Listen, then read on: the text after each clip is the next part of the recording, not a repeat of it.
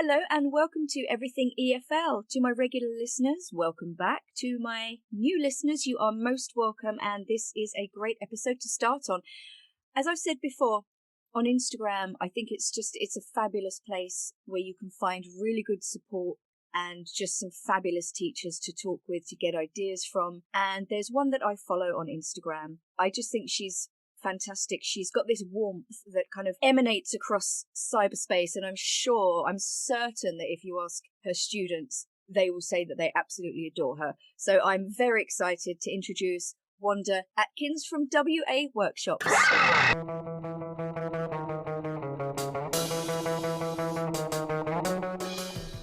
Hi, this is Erin, and welcome to Everything EFL, my little podcast about English language teaching and other teachy stuff too. Credit and honourable mentions will be given during the episode or in the show notes. Let's crack on.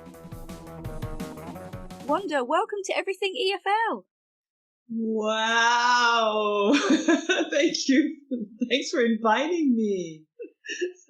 This is totally awesome. It certainly is. I've been wanting to have you on for a while because I just think that you have this real kind of, like I said, warmth and openness, and we've had chats before, and I just think that your attitude to your students is fantastic, and that's what I'd love to explore with you today.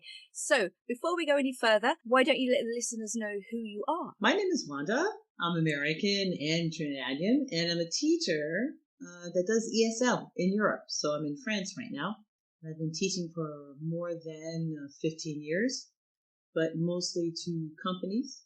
That's an interesting type of career because at first some people do it because when you go to a foreign country, you speak English and it's the first job you could get. But had already been teaching before without realizing that I can make a career out of it.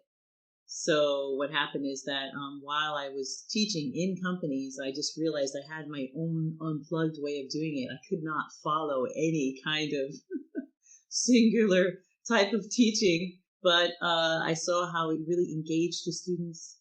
And it's just something that inspired people to do different things.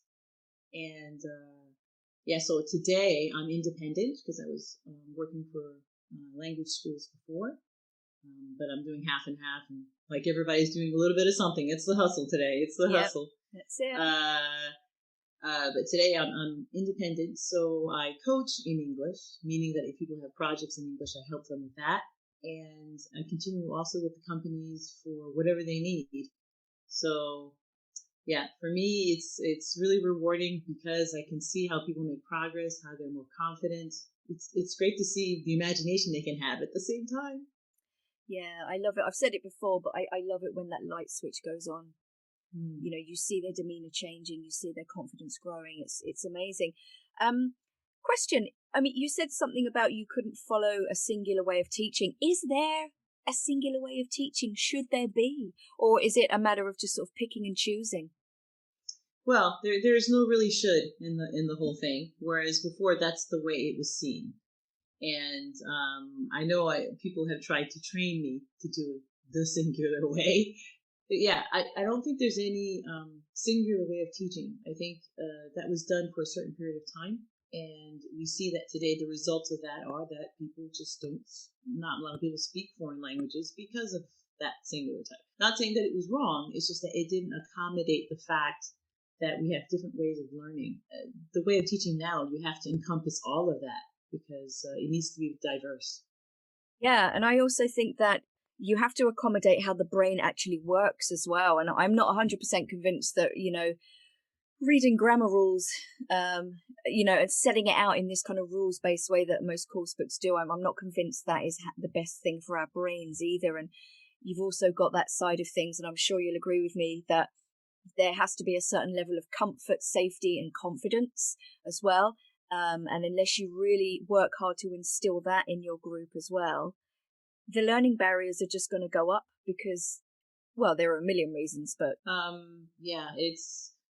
I usually have people, well, not usually, sometimes I have people do a kind of like a evaluation of that exactly to find out where they are.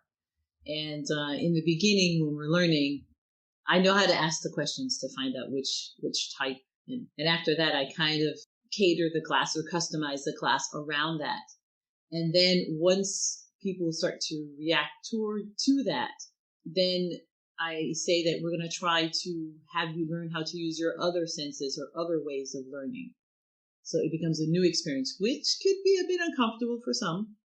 But in the end, they're able to blend all of them together. Lovely. Yeah, I mean, I think an aspect of that is gently encouraging. I'm not going to say pushing, because I don't think it's a good idea to push anyone, but getting students to feel that they can step outside of their comfort zone and try kind of new things. And that's also what I want to encourage teachers to do as well. So this is one of the reasons I've brought you on, because I'm really excited, because you spoke about doing activities where students actually lead the activities and they teach you something, or they teach something. Yes, that's right, isn't it? Yeah. Yes, I really encourage that.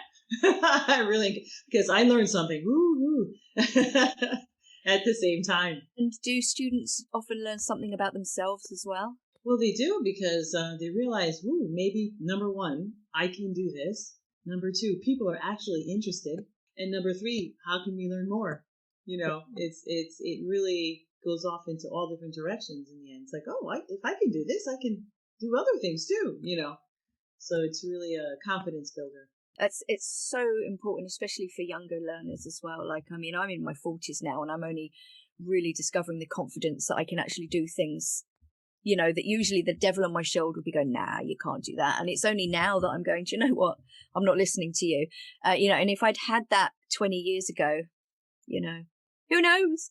Who knows? But, it's where you are now. And what's great is that you're open to it, because If you think about the systems that the establishments where we learned before, that was not really encouraged, No. Whereas, it really wasn't. So the people who did do it in the past were kind of seen as, they were categorized as other, we could say. Yeah. And also, you in this level, in this line of work, you come across cultures and nationalities that, they don't have any kind of openness to that, or confidence level, or critical thinking skills. And as teachers, I think we really have a responsibility to teach those things, to develop them as people, not just teach them a language. Everything should be wrapped up into that, not just the I'm going to teach you the present perfect today. It's I'm going to teach you the present perfect, but I'm also somehow going to try and teach you to be a better person.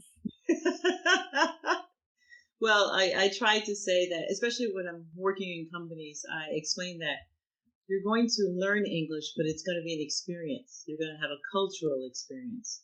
I'm going to learn your culture. You're going to learn my culture, and it's going to be strange from time to time, but we'll get along in the end, because we'll try to understand each other, and it's creating open-mindedness. I think. Absolutely, I think that's the key to so many positive things in life. It really is. Mm-hmm. So when you do an activity where the students are leading it, do you do sort of like a reflection at the end of it, saying what did you learn, or do you just kind of leave them to figure it out themselves? The end of the activity, I do ask for feedback, in a sense. What did they get out of the whole experience? Because it is an experience, and very often they're usually surprised by some of the things that they've created or done. It's like, wow, I didn't realize I could actually do that. It's like, yeah. Yeah, and that's a massive dopamine kick as well for them. Yeah, fantastic. Really. Because they say, if I start here, I can do so many other things too. Absolutely. That's the thing as well, confidence building. It's so important. So if you are, I'm going to ask you for a few of your favorite activities in a moment, but what things do you need to consider when you're setting up an activity where the students are going to lead it, or are going to teach something? Because I know that in a company environment, it's a little bit different. You have to, the students, of course, are number one. You have to figure out who will be able to accept the information, because the person who's leading the activity has to keep everyone in mind. So maybe weeks before, but people usually recognize if there's a group, certain people might need more time to understand, to make things clearer, learning how to repeat and to be patient. That's one of the biggest things. But usually if we're already in stage of having a student-led class, they had already understood that, by the time we get there. And so they really have to keep that in mind. And it's true that when you're in a company too, sometimes you get people who are, tired and react really erratically sometimes because some people are under pressure. Yeah. So we have to keep that in mind for any activity that we're doing. If it's, students like in school, it's basically the same thing, but you might have to take into account their age and to put yourself in their shoes of how you were maybe at that age. If you're dealing with 18-year-olds or 16-year-olds or 10-year-olds, it's not going to be exactly the same. So something to keep in mind. Yeah, but I think also, anytime you get inspiration or you basically want to kind of steal someone's idea, you have to tweak it a little bit to adapt it to your classroom. So I would advise anybody listening to this, even if you're not teaching in a company, if you're teaching teenagers, for example, how can you adapt what Wanda is telling you to suit your class? What can you take away and what can you add? Do you usually nominate a leader, or do you get the students to nominate the leader of the group? I let the students do that. It depends on, because I don't really talk about levels when I'm in a group. I usually talk about who feels at that time that they could do the best for the group.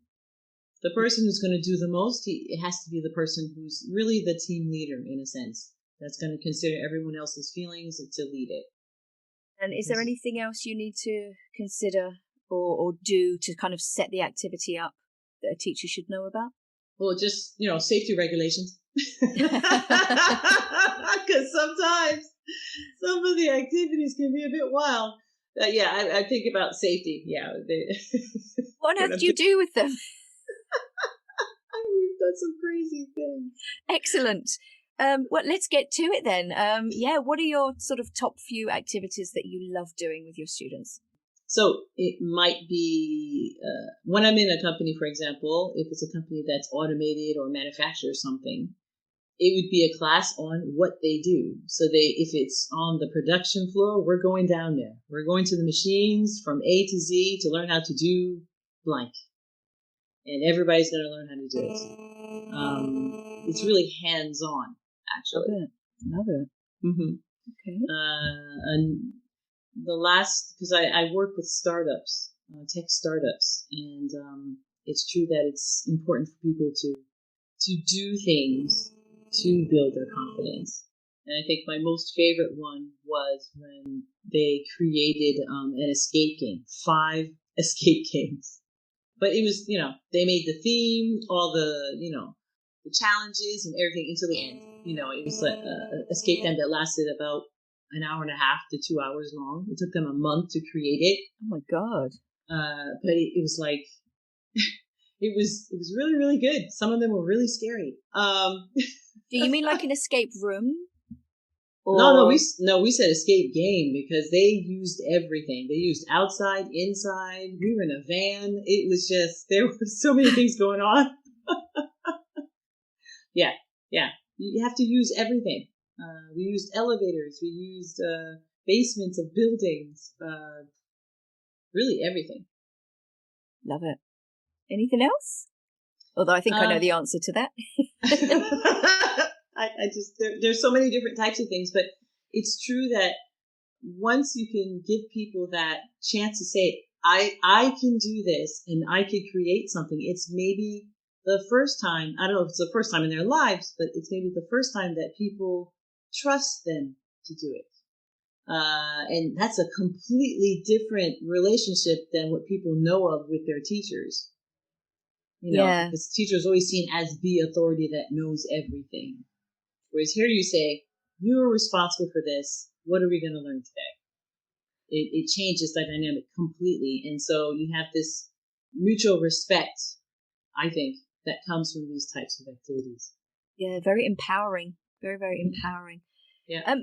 We were chatting a while ago, and I'm sure you said something about a cooking class or something. Yes. Can you elaborate on that? Well, that was just that people could decide, okay, today we're going to cook this, traditional meal. And so we organized to make sure we had all the materials, and we brought it to wherever it was, and we prepared a meal.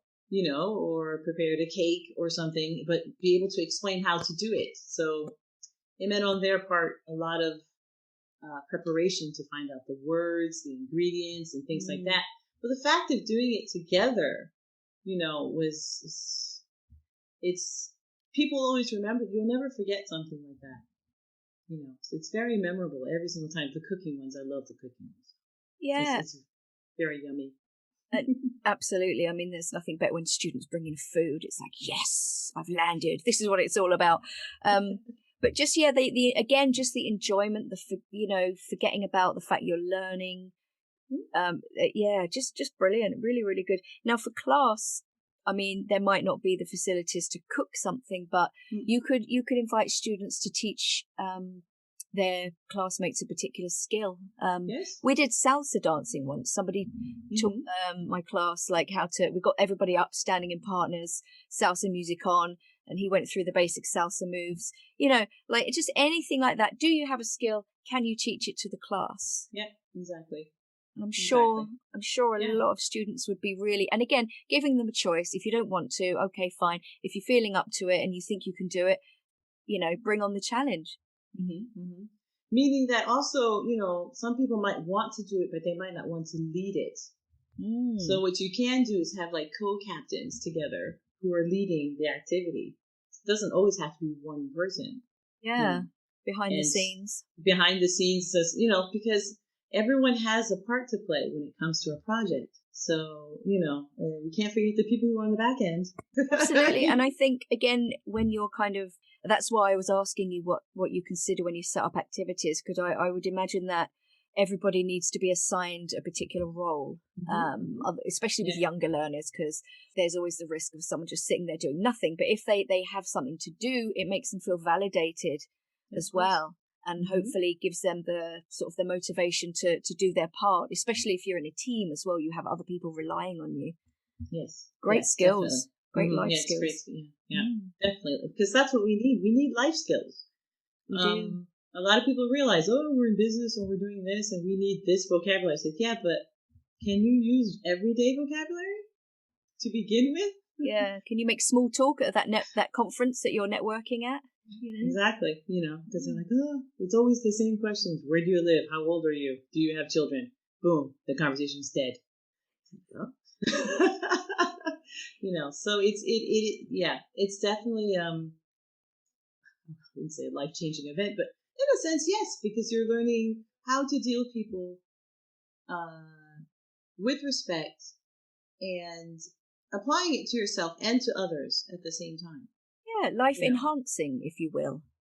Ooh, I like that one. You can take that.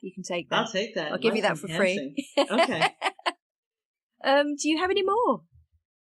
Any more? She's like, give me more, give me more. As Brittany said. Give me more. Trying to think. Yes, activities that are outside. Any activities that are outside. If you're allowed to go to a park, please use outside, because nature in itself, you can go on nature walks with a class. Ooh.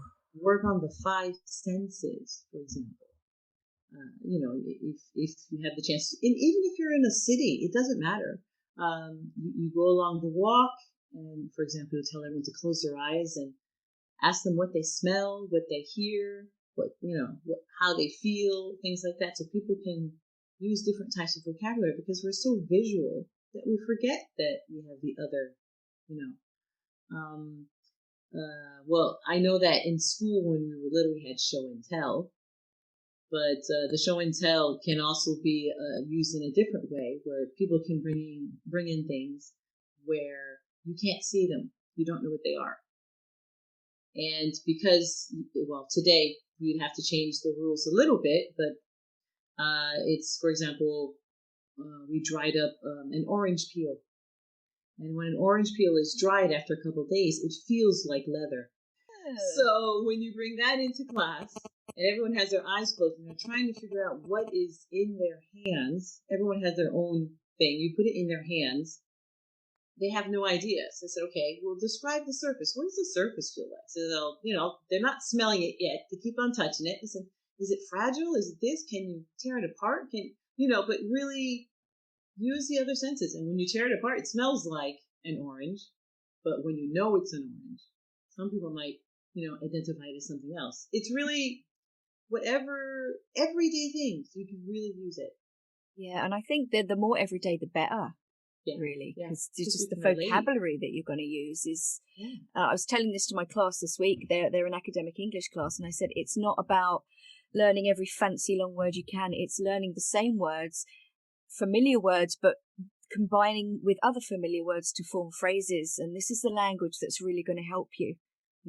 So Definitely. I love that. Yeah. Do you Yeah, ever get them doing a show and tell where they actually show it and go, "This is"? Oh, at the end. Only at the end. Only at the end. Because the imagination is just because what they think it is not it at all. Most of the times it's not what they think it is. They're like, oh, my imagination went completely, someplace else. And that's what's great about it. Our imagination in our five senses is, it hasn't been exploited in a long time by ourselves. Meaning, because I think a lot of us are just sort of stuck in front of a screen, And I love that kind of idea of the smelling and the hearing, because you forget, like, a sound or a smell can really evoke a memory as well. It's so you can connect all that stuff to sort of feelings and emotions and experiences. Yeah, brilliant. And it's so simple. I love this. It's really simple. It's really simple. It's true that certain smells, just be prepared, can trigger certain things for some people sometimes. It's good and the bad. But it's true. We try to keep our session, I call them sessions, I don't call them classes, positive. And sometimes there might be some things that are negative that happen, but okay, that's something that could be discussed to a certain limit, because of course there are certain boundaries you're not supposed to go over. But maybe sometimes there might be something that might have to be discussed because somebody might be feeling uncomfortable or something like this. And that's also a thing that people need to be able to express, that if they're in a situation and they're feeling uncomfortable and they're speaking a foreign language, can they express that? Yeah. Extremely important functional language. Absolutely. Especially, I'd say, also for young women being in certain situations. I mean, having those communication skills is absolutely essential. Yep. Absolutely. Yep. Loving this. Oh, tell me more. I'm sure you have more. I'm going to wring you dry. I'm going to wring me dry today, girl. But I think everyone has one that they've probably tried without thinking that it was a student-led activity. I would suggest, or my advice would be, to use your imagination. Watch children.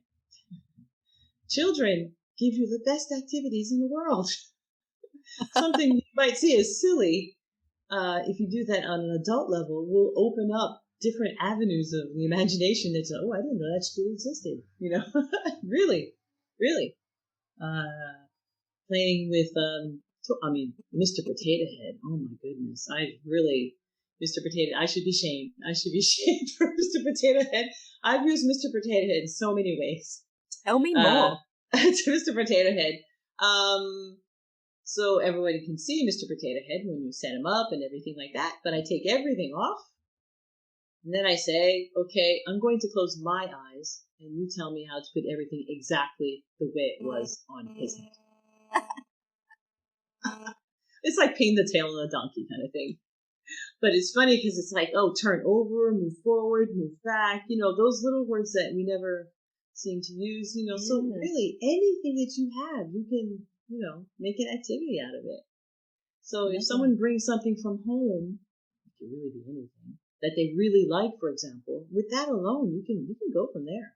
I think at the very minimum, what teachers can do is, even if students are working in groups, and this is what I do, I always say, okay, choose someone to lead the session. So to keep the session moving, because sometimes it can be a bit stilted and it can stall when they're doing group work. But if you've got someone going, okay, let's start, let's move, who wants to talk, let's do this, let's do that, let's move on. It just, the pace of the lesson just keeps going. Well, it's true that the pace, can be very important, but I think It's like when someone can't find that word, just give them the time to find that word. Yeah. Because our brains need to think. We're not always 1,000 miles per hour. But I understand the pace is important. But sometimes I leave the silence. Sometimes I leave the silence Oh, because yeah. it's realistic in a sense that they probably will be in situations where there is silence, and it's like silence, okay, we go on to the next thing. Yeah, absolutely. I think also though, if you're nominating the students to lead, there is, as well as sort of teaching them the functional language they need, also teach them the skills of leadership. So the difference between leading and dominating, it's not just like barging through and going through everything and getting things done. It's okay, what do you do when you have a quieter student? As you say, give them time, or ask them if they need help, or anything like that. But the skills of leadership and patience when leading as well. But and again, it just comes back to that whole thing of, you're not just teaching them a language, you're teaching them skills, you're teaching them how to develop, you're teaching them real life stuff that is going to stand them in good stead. Yes. Yes, that's exactly it. That's it. So when they leave the room, they're like, I love when they're in the room, they have a smile on their face. But when they leave the room, they say, okay, I've done something. I've clicked off from where I was before, and I'm here now, and I'm enjoying this now. And I think it's important for teachers to slow down a bit as well. Like, and I can feel myself doing the typical thing I do. I've got this big long syllabus. I've got this course book with tons of things in. I'm like, and I was panicking last week going, how am I going to fit all of this in? And it's like, I don't have to. No. It's not going to do the students any good. Let the students choose what they want to do from the unit. Choice. And again, just giving them more power and giving them more choice in the class, I think, is everything. And I wish I'd kind of figured this out a longer time ago, but like you said earlier, I'm there now, so that's the important thing. That's the important thing. You're there now. And hopefully if people listen to this, they'll get inspired and to try sort of new things with their students, which is the exact reason I brought you on, because I knew you would say loads of amazing things. Well, and to not be afraid to do it. I think that's what it is too. So like, what if it doesn't work? So what? So what? Just go on to the next thing, and if not, have a good laugh. Yeah, my thing is, like, remember when you first started teaching, right? You did your course, you had all this new stuff, you were trying new things, you were scared then, but you got through it. Now imagine doing that again, but with better stuff. It's got to work in some way. What lesson plan goes to plan, like second by second? It doesn't. Something always goes wrong. But you do it, you try, you get the students' feedback, you reflect, tweak it, you try it again. Yeah, that's it. That's exactly it. That's what it is. Try again. That's it. And I think they appreciate the fact because then they say, they're not perfect.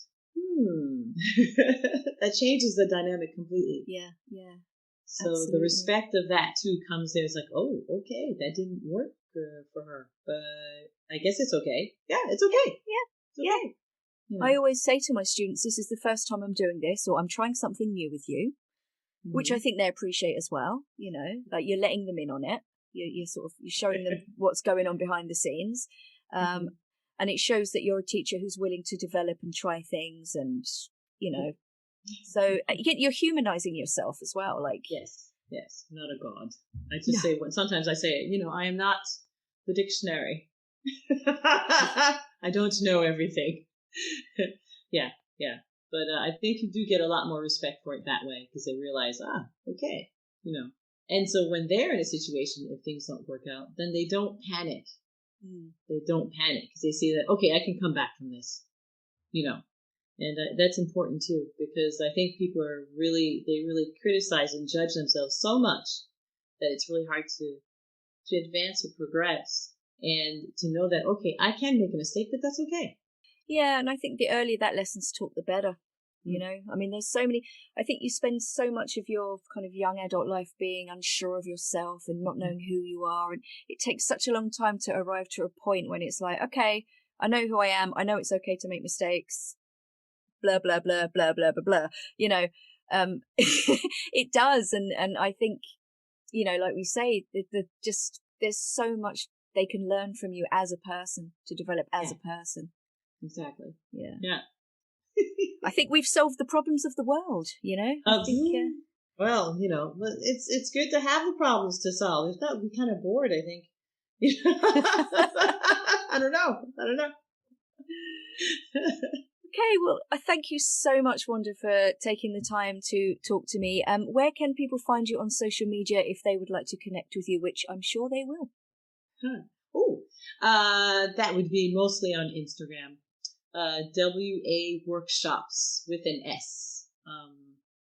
And I also have a podcast for ESL speakers and learners where they tell their stories. And so, but that's with Wanda's #SayWhat podcast, where learners actually tell their stories.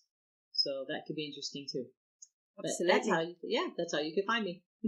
Lovely. Well, thank you once again. And I'm sure we'll speak very soon again. Thank you so much for inviting me, Erin. My pleasure.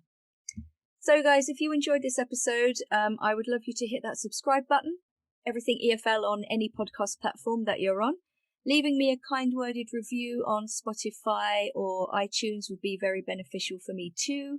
You can follow me on Instagram and Facebook, Everything EFL pod or podcast. If you follow my Everything EFL page, I can then invite you onto my Everything EFL teacher development page where I'm starting to post more videos and tips. If not, I'm going to be posting the same things on Instagram, so it's your choice. Just depends what platform you prefer, really. So share the love, guys. Bye.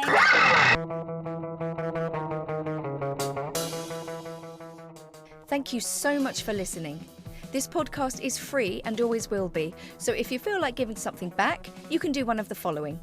You can subscribe to the podcast on your preferred platform, spare a few minutes and write me a 5-star review on Apple or Spotify, follow Everything EFL on Instagram, Facebook or Twitter, and engage with me and my followers. If you would like to contact me, my email is in the show notes. Finally, and most importantly, share this episode on social media and tell your colleagues. Share the love. Bye.